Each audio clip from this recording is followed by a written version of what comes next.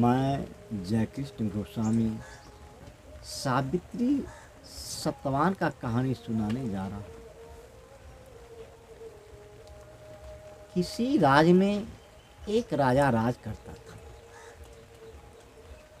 उसकी लड़की का नाम सावित्री था।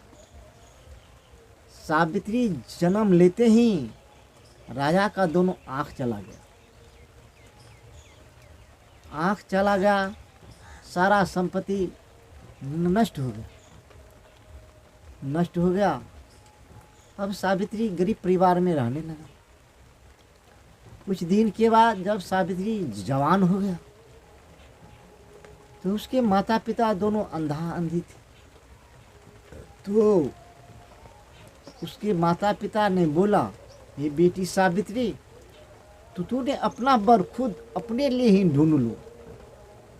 बोला, कोई बात नहीं माँ, मैं अपना वर अपने लिए ही ढूंढ लूँगा।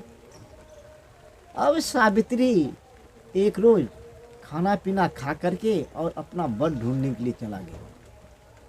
जाते जाते जाते जाते एक जंगल चला गया। एक जंगल में एक राजा का राज कोई दूसरा राजा छीन लिया था।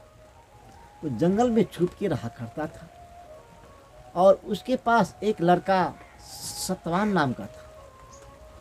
सावित्री ने उसी सतवान को अपना दूल्हा स्वीकार कर लिया।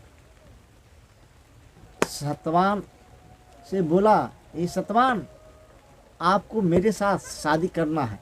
सतवान बोला, मैं अपने माता पिता के बगैर आज्ञा का शादी नहीं कर सकता हूँ। सावित्री बोला, चलो आपके माता पिता के पास मैं चलता हूँ। उसके माता पिता के पास गया। सावित्री को देख करके उसके माता पिता बहुत खुश हो गए। बोला, ठीक है बेटी, कि तेरा शादी सतवान के साथ ही होगा। अब भल दिन का दिन और शुभ दिन विवाह की दिन तय हो गया। सावित्री लौट करके अपने माँ बाप के पास आया। बोला, माँ, मैंने अपना वर ढूंढ लिया।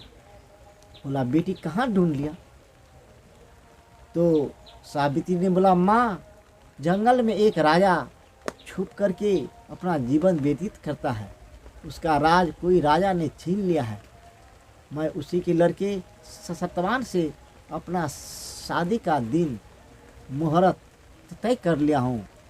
वो भल दिन का दिन और सोम दिन विवाह, सोमवार को विवाह का दिन है। इतने में नारद जी बीना बजाते हुए वहाँ पहुँच गए। पहुँचने के बाद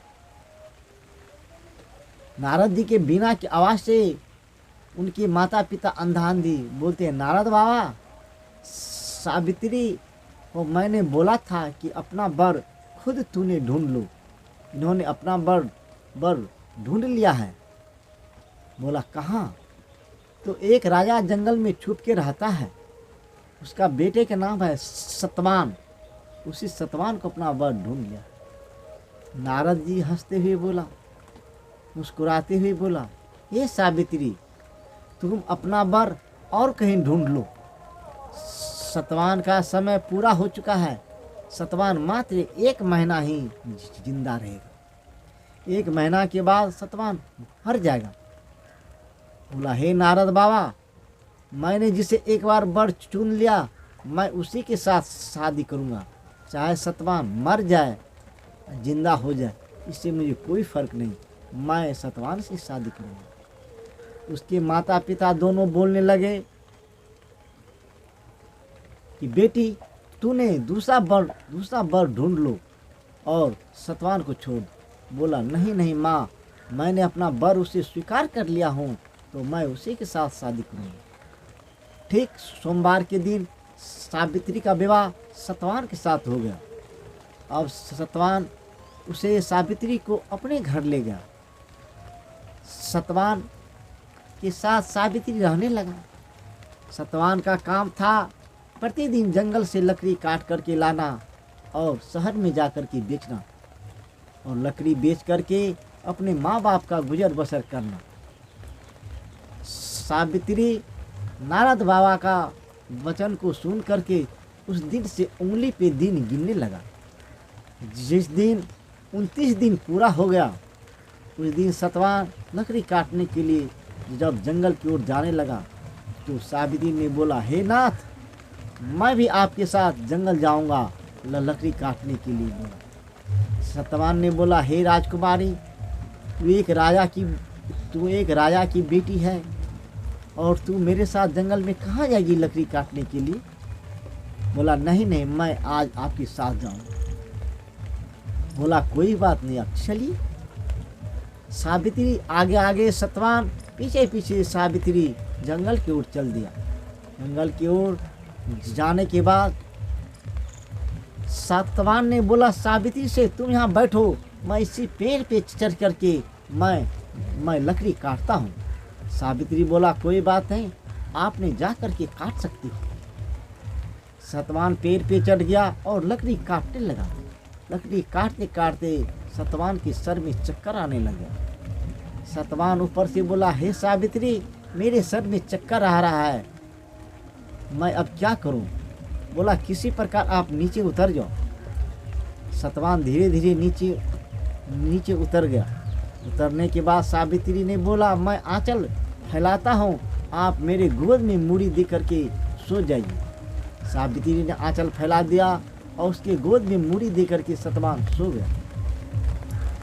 सतवान जब सो गया तो इतने में उधर से जमराज आया। जमराज आया तो सावित्री ने जमराज का छाया को देख करके बोला, ए भाई, तुम कौन हो और तुम कहाँ आए हो? जमराज ने बोला, हे सावित्री, ये सतवान जो तेरा पति है, इसका आयु आज पूरा हो गया है, मैं इसे लेने के लिए आया हूँ। तो बोला ठीक है, मेरे पति का अगर उम्र पूरा हो गया है, समय पूरा हो गया है, तो आप इसे ले जाओ। ले करके चल दो। चलने के बाद आगे आगे जमराज, पीछे पीछे सतवान और उसके पीछे सावित्री जाने लगे। कुछ दूर जाने के बाद जब जमराज ने उसे लौट करके देखा तो बोला, हे सावित्री, तुम लौट जाओ, हम उसी व्यक्ति को ले जाते हैं जिसका समय पूरा हो जाता है, मैं उसी को ले जाता हूँ, नहीं तो मैं किसी को नहीं ले जाता। ठीक है बेटी, अगर तूने नहीं लौटती है तो तूने एक वरदान उससे कुछ मांगो। बोला कुछ नहीं, मेरे सास ससुर का खोया हुआ राज वापस आ जाए। बोला जाओ बेटी, ऐसा ही होगा। फिर जमराज सतवान को लेकर के चल दिया। आगे आगे जमराज, पीछे पीछे सतवान, उसके पीछे सावित्री। फिर कुछ दूर जाने के बाद जमराज पीछे उलट के देखा। पीछे उलट के देखा तो दिख रहा है सावित्री। बोला हे सावित्री, मैंने तुझे बोला कि तूने लौट जाओ और मैं उसी व्यक्ति को ले जाता हूँ जिसका कि समय पूरा हो जाता है।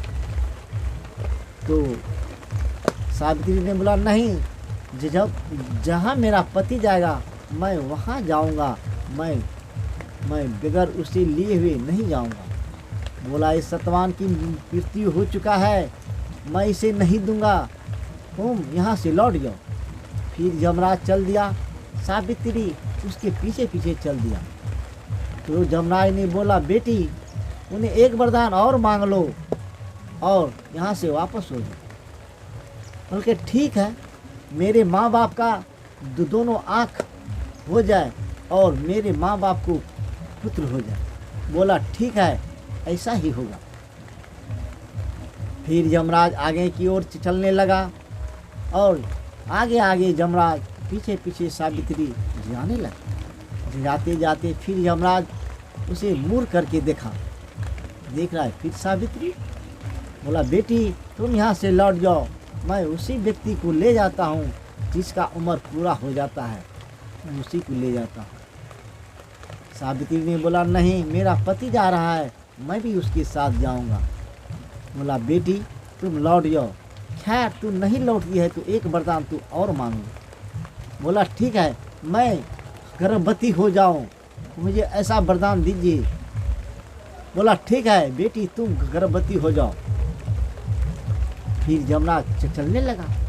आगे आगे जमराज, पीछे पीछे सतवान और उसके उसके पीछे सावित्री जाने लगी। जाते जाते जाते जाते कुछ दूर जब निकल गए तो फिर यमराज पीछे मुड़ करके देखता है तो सावित्री उसके पीछे आ रहा है।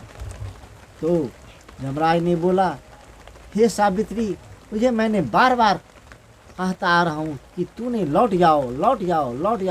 तूने नहीं मानी। मैंने एक एक करके 3 वरदान मैंने तुझे दे दिया और तीनों वरदान तेरा सुयोग है, तुम्हें हो गया है। अब तुम्हें क्या चाहिए, बोलो। बोला, हे यमराज, मैंने तुझे हाथ जोड़ करके विनती करता हूँ कि आपने ही तो कहा कि सावित्री तुम गर्भवती हो जाओ, और आप ही बताओ कि आप मेरे पति को लेकर के जा रहे हैं तो मैं कैसे गर्भवती हो जाऊँ, आप ही सोचो। यमराज अपने वरदान से वंचित हो गया।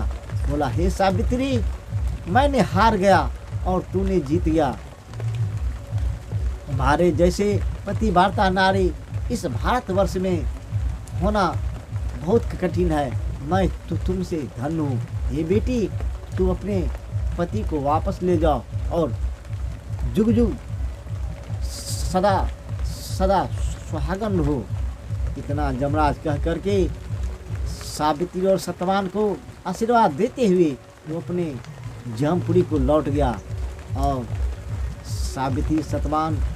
सावित्री दौड़ता हुआ अपने सत्यवान के शरीर के पास आया और सत्यवान को मूड़ी को उठा करके अपनी गोद में फिर से रख लिया। फिर सत्यवान के शरीर पे हाथ सहलाने लगा। धीरे धीरे सत्यवान का आँख खोलने के बाद बोला, हे सावित्री, मैंने बहुत गहरी नींद में सो गया था, तूने मुझे क्यों उठाया? बोला, स्वामी, सोते सोते आपको बहुत समय हो गया, इसीलिए मैंने आपको उठाया। अब लकड़ी काटने की आवश्यकता नहीं है। अब यहाँ से घर चले। अपना राज पुनः लौट गया। हम अपने राज को चलेंगे। मेरे माता पिता का आँख हो गया और मेरे माता पिता पुत्रहीन थे, मेरे माता पिता को पुत्र हो गया। वहाँ से लौटने के बाद अपने सास ससुर के पास सावित्री और सत्यवान दोनों आए। आने के बाद बोला, हे सास ससुर, अपना खोया हुआ राज वापस आ गया, अपने राज को चले। वही सास, वही ससुर और पति सत्यवान सावित्री अपने राज में जाकर के ऐश करने लगा। और फिर सावित्री सत्यवान अपने सास ससुर के पास आया। उसके सत्यवान के ससुर को लड़का हुआ और आँख पुनः हो गया। अब ये चारों सुखी संपन्न जीवन व्यतीत करने लगा। इसीलिए पतिव्रता नारी इस भारतवर्ष में पैदा लेती है। धन्य है हे सावित्री देवी।